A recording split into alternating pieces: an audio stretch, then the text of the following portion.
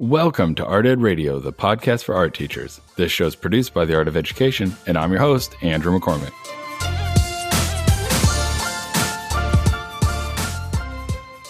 By now, everyone is well into their routines in regards to that second semester. You know, we've got those routines going, new classes set up, and everything's kind of moving along. Some of you, though, may have noticed a little unsavory fact about these new classes, this new group of students. Or maybe this is something that you've been dealing with all year long. Giant class sizes.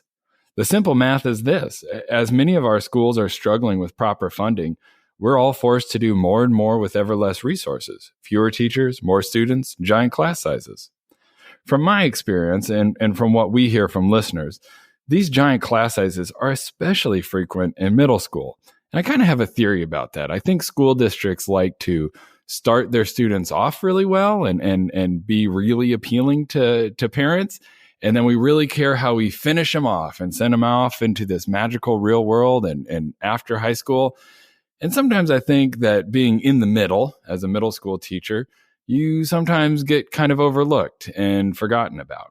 You know, I've even seen it happen where middle schools get hand-me-down technology, hand-me-down buildings, all of that stuff. So I think it's especially a problem at the middle school level. You know, we hear of teachers making the transition from elementary school where maybe they're teaching, 25 kids per class to middle school where, you feel like you're busting at the seams, 32, 35, 40.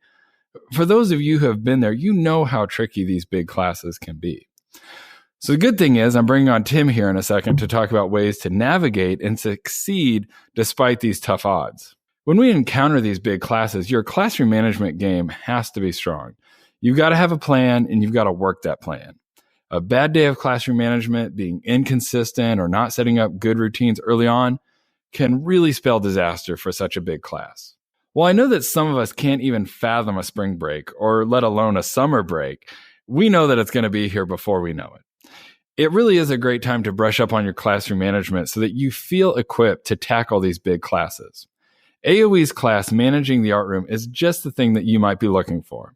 The thing I've always loved about being in AOE classes, whether as an instructor or a student, is connecting and sharing with a diverse group of quality art teachers. Every month I teach, I work with amazing teachers that have loads of experience and knowledge, and the learning that happens, with that cohort of teachers is amazing. Managing the Art Room is a 2-credit class, and it starts at the beginning of every month. So head on over to theartofed.com and check it out. All right, so let's bring on Tim to see if he can share any tips and tricks in dealing with these big classes.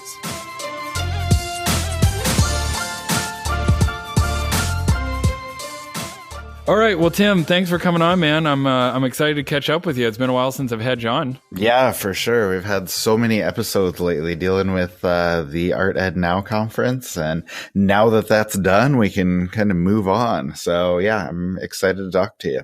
Well, and I think this is a good topic because, it's like the Christmas break kind of glow has kind of faded and the second semester has started and the routines are back in place. And seems like it's a long way down the road that there's any break in sight for a lot of teachers. And I know some teachers are kind of feeling this grind. And one of the things I know that teachers are feeling a grind with because they reach out to us sometimes and say, this would be a great idea for a podcast talk is really big class sizes, just like monumental one. I mean, just huge. So what's your experience been with large class sizes? Well, I mean, I guess it depends on how you define large, because I know there are teachers out there that are teaching 40 or 45 or even 50 kids at a time, which is just insane to me. My biggest class, I think, has been 37, but I usually have like 32, 33, 34 in a lot of my courses. So that's not out of the ordinary for me. But yeah, I guess when I do have a bigger class like that, you just need to kind of have the mindset hey, we're all in this together and we're going to get through it, And so like, I know when I had a huge class before, kids don't have enough chairs and I'm just like, hey guys, sorry about this. We're working on getting you more chairs. And, it's just one of those kind of team building things, I guess, where you just have to get all the kids in the mindset where, hey, this is not fun for anybody. Okay, not for me, not for you, but it is what it is right now. We need to deal with this and we'll get through it together. And so I think just kind of instilling that mindset into them where, hey, this isn't an ideal situation, hey, but we're good enough to get through it, I think is a smart way to go about it. Well, dude, okay, so I've had you on for like 2 minutes now, and I think it took you all 2 minutes to quote a High School Musical song. We're all in this together. Oh, dude, that I need to watch more High School Musical, apparently. Yeah, you do. Yeah, you do. As soon as you said that, I was just like, I'm ready to sing and dance and jazz squares and all of that. So, the funny thing is, in the last couple of years, I've had what I would consider to be big class sizes, and then I hear from people or reach out to people, and then I feel bad for even complaining or feeling, that I'm put upon. Up until about 2 years ago, I would say normal for me was like 18 to 20, with like a small one. You are a lucky man. That was normal. And like, so a small one, you'd get like 15, and you might feel like, wow, this is really easy. 15, holy cow. And then big ones for me would be like 23, 24. And I always had really tiny classrooms, like stupid tiny. And it was just like, there's no way you could put more than 24 human bodies in here. Like, it just wouldn't fit. So that's both a curse and a blessing. When you have a really tiny space, 24 could feel like 40 if there's no room for storage and kids are on top of each other. So 24 was about it. And now I've been the last couple years, 28 is average for me. And, I've gotten up to like 32, 33. But again, when I get to that 32, 33, it's like, we have no more chairs and we can't it's just like, there's no more bodies that could possibly fit in here. So I do think to some degree it's all relative, whether, 32 is too many, which I would say yes, or 26 is too many, but it gets to a point where, it really starts to hinder what you as a teacher can do and what your students can even do. Yes. I do like your kind of answer of like how to approach is just like to be honest with your kids up front, be like, I know it's not ideal for you. I hope you realize this is not ideal for me, and we'll try to kind of get through this.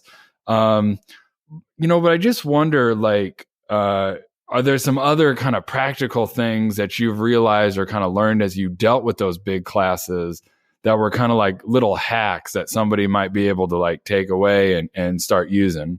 Yeah, I think so. I think there are some things that you can do because, like you said, if you don't do things right, and sometimes even if you do everything right, your kids are going to be limited just because of the logistics of that. I think the biggest thing for me is I always wanted to make sure that kids didn't get lost in the shuffle, right? Because I always try and make it a point to talk to every kid every day if I can. But, if you have 35 or 40 kids, it's nearly impossible to do that. So what I would always do is just make sure that I'm at the door and I say hi or, just chat up kids really quickly as they come in, just to make sure that you talk to all of them. You always try and be available to kids, if they need help, if they're raising their hand, and you're constantly moving around, obviously, with a class that large. But, I would generally just start on one side of the room and kind of walk around and try and talk to every kid as they're working. And then you sort of deal with, other questions or put out other fires as they come up. And you're not going to get through the whole class. But the next day, you can start, oh, hey, at table 4 over there. And you catch up with those kids and you make your way around the room. And sometimes it will take 2 or 3 days to, really talk in depth with every kid. But I think it's important that you can do that. A couple other just kind of simple hacks, like if you notice a few kids having, the same issue, like, shading's not going well, or they're having trouble with value or having trouble with mixing paint, whatever, you can call together like a small group, like, hey, get those 8 kids who are all having the same issue and just give them that feedback there. And that can help a little bit. And then again, when we get to the end of projects, I like to call kids up, one at a time, do those personal kind of critiques. Again, it takes forever, but if you can make the time for each kid, then that ensures that they kind of stay connected and stay involved and still feel like they're part of what you're doing, even if it is a giant class size. Wow, that's impressive that you're able to kind of get individual critiques. That's something that I don't think I've ever... I have not been able to pull that off, let's say, with like really big classes. I do like your idea though of just, because it is so important to build those relationships with kids and get them to feel welcomed and part of it. And, we go back to this, that our class is an elective, especially, at the secondary level. We want the kids to come back again. And just meeting kids by the door, shaking hands, saying hi and saying their first name. I mean, it breaks my heart when I moved to a bigger school district, how many kids said, oh yeah, my teacher doesn't even know my name. And I mean, I can say my first year of dealing with big class sizes, there were some kids who it was tough to get to know their names and to remember them because they were very content to kind of fade into the background. And I probably had some kids it's like, I'm guessing at their names. I didn't get to know them. And I've done a lot better job this year of greeting kids by the door, shaking their hand, saying hi, and then their first name. And I think that makes a big difference. I will both kind of agree with you and disagree with you with kind of how you float around the room. I do think, when you have these big class sizes, you do have to basically float around a ton, right? And you're everywhere, whether that's just good classroom management or it's also building that rapport.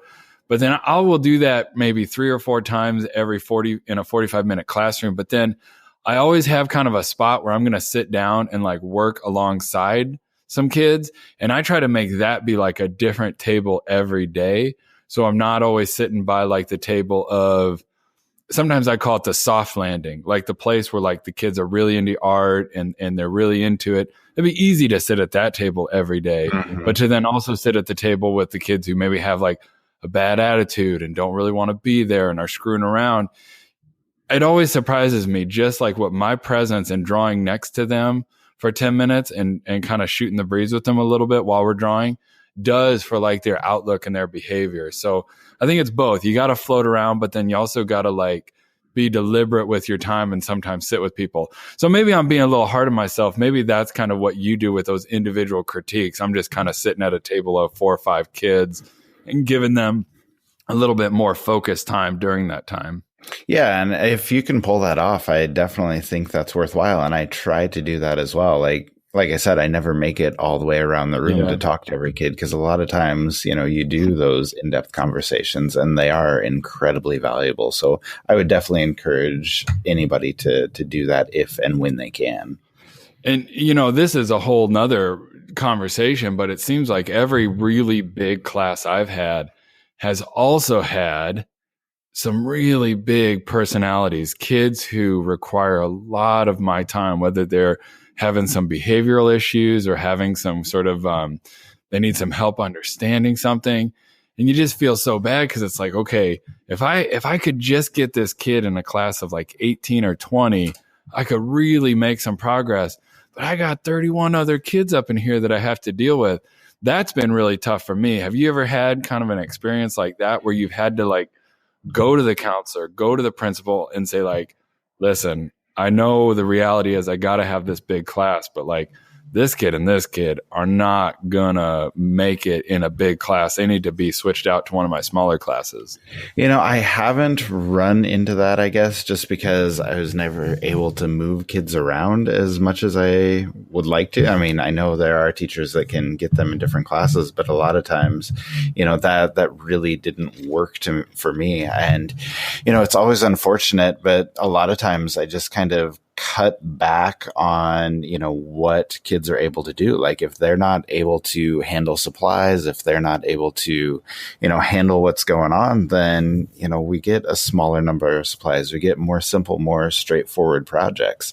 And then, once they can, show that consistent behavior, show that positive behavior, we'll bring out more supplies, we'll bring out bigger and better projects. But a lot of times you do have to go back to basics. And it's unfortunate because that's not what we want to teach. That's not what we want to learn. But if, kids are going to be a distraction, they're going to be an issue for everyone around them as well. A lot of times you do have to go back to square one, as unfortunate that is, and kind of build up from there.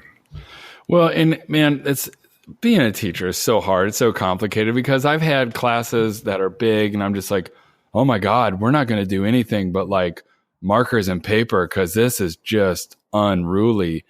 And then for whatever reason, you have a stroke of bravery or stupidity and you're like, we're going to try this. And you have no business doing this new project. It is just ridiculous that you would even fathom trying to do this project in a class of 18, let alone 32. Yeah. For whatever reason, it works. And every kid's invested, and your class of 32 feels like 24 because like everyone's kind of into it. So it's hard to always kind of say what exactly the formula is because every class is a little different and personalities are different. And you know this, you can have a teacher warn you about a kid and they'll say, oh, this is the worst kid ever. And then you're freaking out that it's a class of 32, 35, and that kid's great for you. Mm-hmm. So it's sometimes hard to tell, and every class can be a little different. But I want to kind of circle back because you're talking about some kind of large group accommodations you're doing with supplies, projects. Have you kind of found some projects that you think work really well with big classes? Yeah, I don't know. I think it's just kind of a process where like, you say, or, when I talk about going back to square one, like we'll just start with pencil drawings, and then if they get the hang of that, maybe we move on to start adding some color and, we'll do markers. And, if they do well enough with markers, then we graduate up to colored pencils. And then if they can handle, both the project and the behavior with that, we move on to the next one. We go from colored pencils and maybe we'll introduce some watercolor. And then after watercolor, maybe we move to acrylic. But it's just kind of a slow, I don't know if scaffolding is the right word for it, but we're just kind of building up more and more. And, when kids are able to have success with the project as well as have success with, behavior, being consistent, being positive with that, then I'm happy to move them along the spectrum a little bit. And so I think that's probably the easiest and best way I've found with huge classes, to kind of make it a progression of supplies, to make sure that we're not wasting things, that kids are respecting materials. And sometimes it goes really slowly and that's frustrating for everybody. But I found that it really is the best way for me to go about it. One of the things, it kind of surprises me on paper when I stumble across this, is I found when I have a big group, sometimes there's that old adage, like if you can't beat them, join them, right? And I'm not advocating that teachers just kind of like throw in the towel and be like, whatever, no rules. But sometimes it's like, I think we're trying to force our big classes of 35 and 32 to act and behave and sound. Sound is such a big thing in classroom management, like our classes of 24 and 22. And you'll catch yourself saying like, gosh, this worked so much better in my last class. It's like, yeah, you got like 33% more people up in here. Like things are going to change. So sometimes I'm just like, I'm going to give in, and this class is going to be a little more unruly. And, I've actually found that some of my bigger, funkier, sort of collaborative projects work really well. And I don't know if that with a large group of people and you're doing like a big drawing or a big painting or a sculpture that requires 4 people to work together, it's almost like they're kind of policing their own.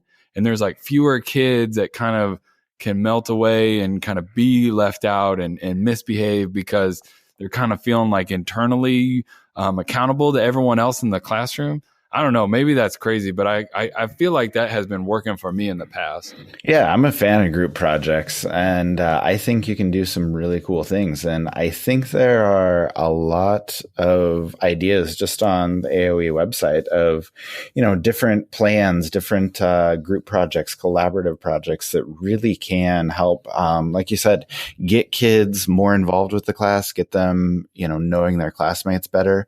And a lot of times that really can cut down on your behavior issues. And I think that's a really good way. We've talked about that ad nauseum, I feel like, on this podcast. Like, kids engaged, when they are engaged, they're going to be so much better in every way. So, if group projects are a way to get that ball rolling, then absolutely go for it. I want to circle back to the beginning. You've kind of talked about scaffolding a little bit and going back to the basics and limiting some things. I've actually found some of the biggest successes I've had as I've struggled too with big classes is even taking it back to basics for me as a teacher and maybe giving up on some things that I thought were really important. So for example, as a middle school teacher or a high school teacher and even upper elementary teacher, one of the things that you think is like all kids should be accountable and responsible. And, that's part of what art is teaching. So you want every kid to have a good cleanup routine, right? That's a whole nother ball of wax when you have 32 kids trying to paint or clean out paintbrushes or put clay away. And you're just like, oh my God, the last 10 minutes of this class is pure madness as 32 artists are trying to like clean up their stupid studio that's not big enough for them. You know what I mean? Yeah. So I had to kind of give up and just say like, listen, we're going back to like elementary school and we're going to have one person at every table do X, Y, and Z job. And the rest of y'all sit down and be quiet and just chill out because I can't have 32 people moving around the room. I can have 8 and that is good for me. And I think, I don't know, it's like I'm not the sharpest tool in the shed. And it took me a while to kind of realize like, I can kind of scale back and make my cleanup process and like my handing out materials and getting materials a little more simple, a little more elementary school. And it caused me a whole lot less commotion and headache and all of that stuff. So, yeah, for sure. And, I don't know that I'd tell my kids we're going back to elementary school because they may not like that. But I'm always putting kids in charge of things, of passing out supplies, of cleaning up supplies. Like, if we have, I don't know, what's something you go through a ton, like masking tape, I'll just put one kid in charge of masking tape and say, everybody gets 1 foot of masking tape. Everybody gets 1 yard of masking tape. And man, that kid is going to be way stricter than I ever will with, that supply. Or I have this kid passing out colored pencils, or I have this kid cleaning up brushes. And anytime you can pass that along to your kids, find the responsible ones or the ones who maybe aren't responsible, but still want to give it a try, give them the shot to be in charge of those things and see how it goes. And like you said, again, that's something else that'll get kids involved and something that takes a lot off of your plate as well. True. Well, all right. So I got to ask you a kind of big picture here now. We've been kind of micromanaging and talking about paper, passing out and all that stuff. Yeah. The reality that I had last year, I think I flirted with being burnout by school a little bit, if I'm honest. And I think I made it through. And if you had to if you really pressed me hard here on, how did I avoid it? I don't know if I could summarize that. And I want to just say part of the reason I was flirting with being burnout, and I'm sure there's other teachers out there that have this.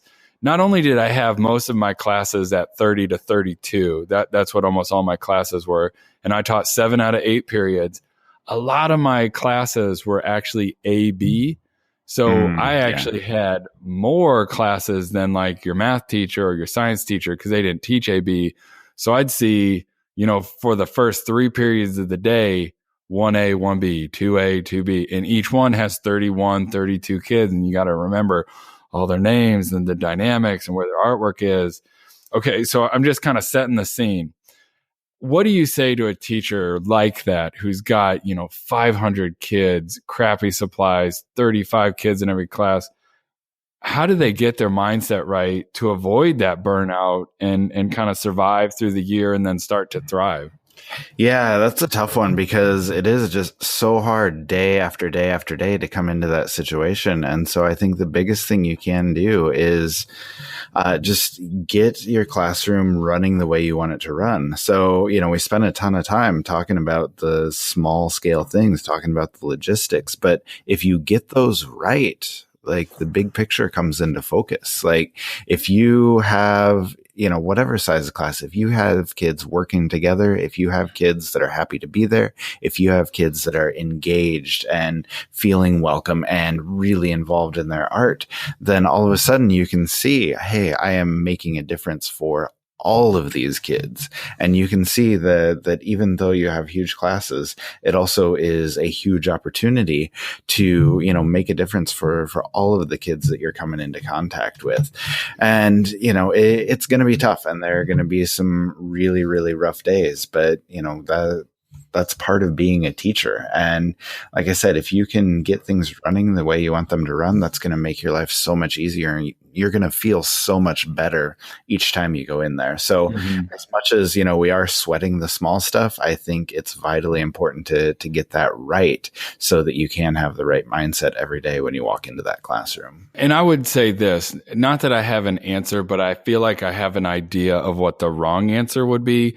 And I think I've seen teachers go down this path, and I just want to caution people against this. You might say, well, this is an elective and I have 35 kids. Man, if I'm just really mean that first week and I tell them how hard it's going to be and they're going to get an F and I don't ever smile, I'm going to chase some kids away. And then my classes will be more manageable. And that's like a really short-term win and a long-term loss, because now you're hurting your program.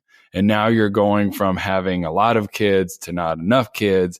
And now your program is in peril. So this may be counterintuitive, but if you do have a ton of kids, you almost got to like put the most positive picture on that and get even more kids, and then start advocating with your administrator and say, like, look at this program. It is busting at the seams. Come to my classroom.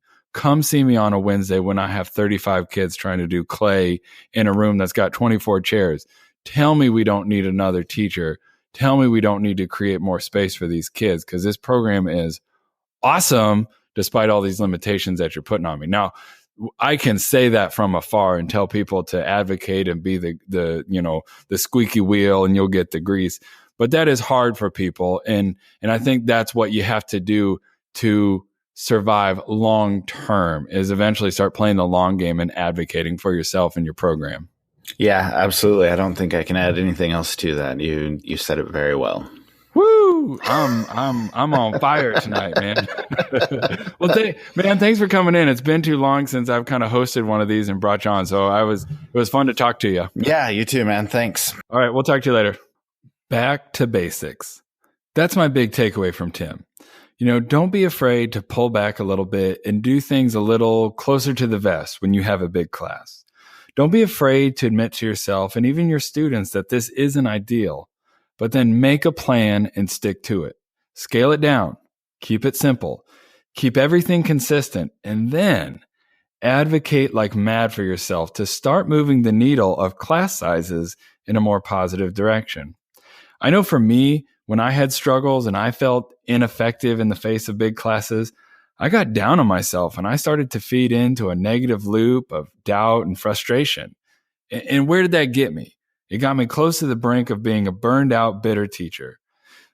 But I was somehow, don't ask me how, I was able to keep things in perspective, probably through the support of family and friends and fellow colleagues that reminded me that things just take time. My big class sizes came about because I changed jobs and I changed districts. That's a double whammy, and I really should have realized that it takes time for students to get used to me and vice versa, me to get used to them in the new district. While this year I'm still battling some big class sizes, I'm better equipped to put it in perspective in my outlook, and some tricks that I've learned in keeping things a little bit more streamlined have made a huge difference in how my year is going.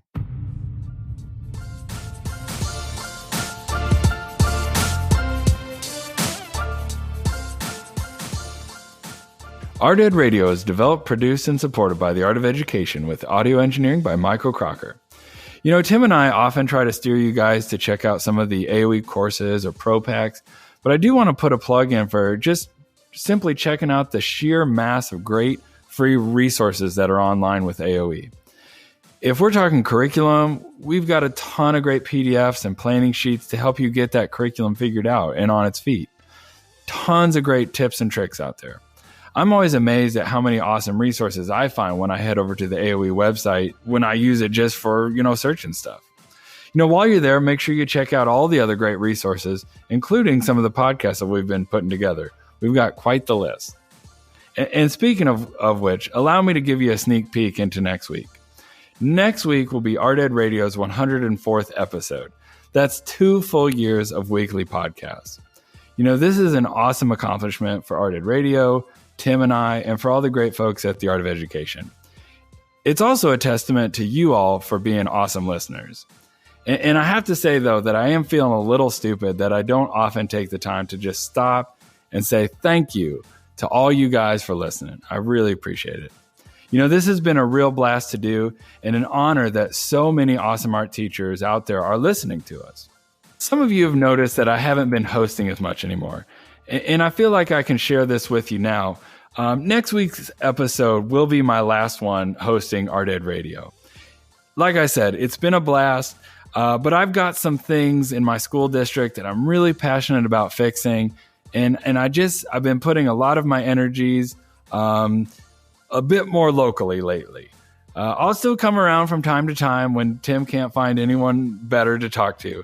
So tune in next week when Tim and I will reminisce about how this whole crazy thing got started. As always, and for as ever long as Tim is at the helm, new episodes of Art Ed Radio will be released every Tuesday, and additional content can be found under the podcast tab on theartofed.com. All right, thanks everybody for listening.